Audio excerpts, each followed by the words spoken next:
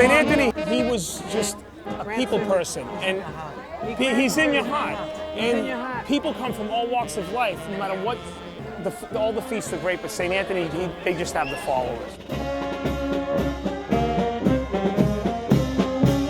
People come and they go and whatever, but you come back, and it's just that St. Anthony is just so beloved by so many.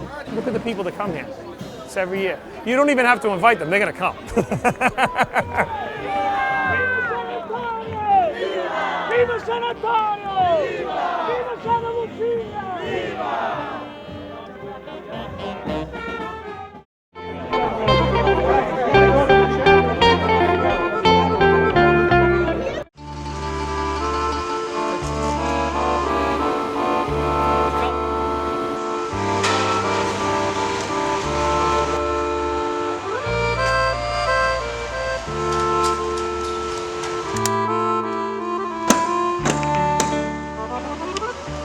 A lot of the immigrants that had migrated here to America settled specifically in this part of the North End, and coming here brought with them obviously their faith, and the patron saint was St. Anthony of Montefeltro, which is the province in Italy. It started out just as a neighborhood get-together to celebrate, being in America, bringing their faith with them.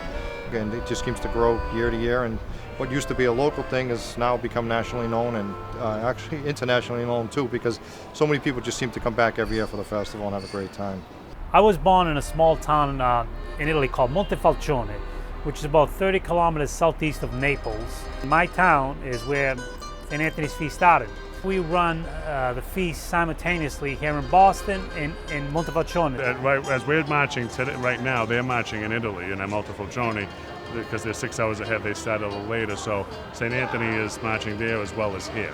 The folks in Montefeltro settled on Endicott Street in the area where our festival is. So it was kind of like the Endicott boys running their back home feast in the neighborhood.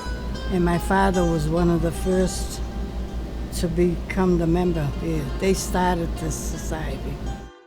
The St. Anthony's Club. It was formed, I guess, for the purpose of charity. So they rented a store and they put the name on the door, St. Anthony of Montefeltro, and they had their meetings once a week. And it was a place to go for them to meet their paisanos, which is their friends, their distant cousins, and the people they actually grew up with in Italy. They knew all their relatives, and they knew each other very well. I was born in the North End in 1925, in 85 North Margin Street. And getting along with each other, it was amazing because we come from Italy, you get 29 different dialects, and then you couldn't, some Italian people couldn't understand the other Italian people because they were from a different area. We got along good. Everybody helped out each other. It's amazing. Anybody's in trouble, the family's there for you. Even the bakery, Captain Local Bakery. You get the day-old bread, and you go, well, give it to this person, the next that person. Spread it around a little, And everybody, they helped each other so much that we managed to get through the tough times. Our playgrounds were always the streets. You didn't worry about cars, there wasn't many. The immigrants that came here brought three major gifts with them, three major valuable gifts with them. They were their culture, their heritage, as well as their faith. St. Anthony is the patron saint of Montefeltro. This is the same tradition that's been ongoing for all those years, and it's something that we're very proud of continuing up till now. I think he's the patron saint of everyone.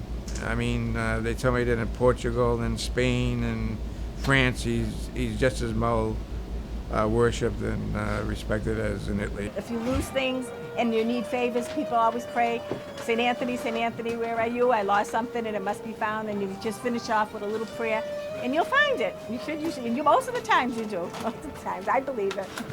It's about giving back to charity, people that are not as successful or as happy or as financially secure as we are, and that's what we're here for.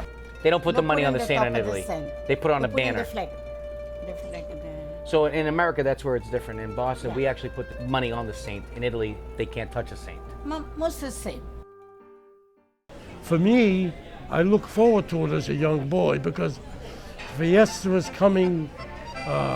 My father may give me some position, or he made me tell me do something for the Fiesta, and it impressed me. When the Fiesta came, it was the biggest thing to me ever. I followed my father everywhere because he was the kingpin, you know. I've been coming to this feast till I was a small boy, and the Capolas lived on Endicott Street. They're my relatives. We used to come down here every year for the festival, and it's very special to me and my family. When I was a kid, I lived in Thatcher Court, a little alleyway off of Thatcher Street. In the front of that, on North Washington Street, was a shoemaker down the cellar that owned the building, and he had the statue up on the 3rd floor. And they kept the St. Anthony statue on the 3rd floor, and they used to come out on the Friday night from the 3rd floor. They used to carry it down the stairs and around the corner to the chapel. They would take it out on a Friday, and I would be there with my father. And it affected me. I was part of that way of life. I walked with my father. They marched a few streets with the saint. When the paisanas came to my house or we went to their house, they hugged and kissed each other. They had tears in their eyes filled, because it was their time, it was their fiesta, it was their time to raise money for charity. That's the way they looked at it.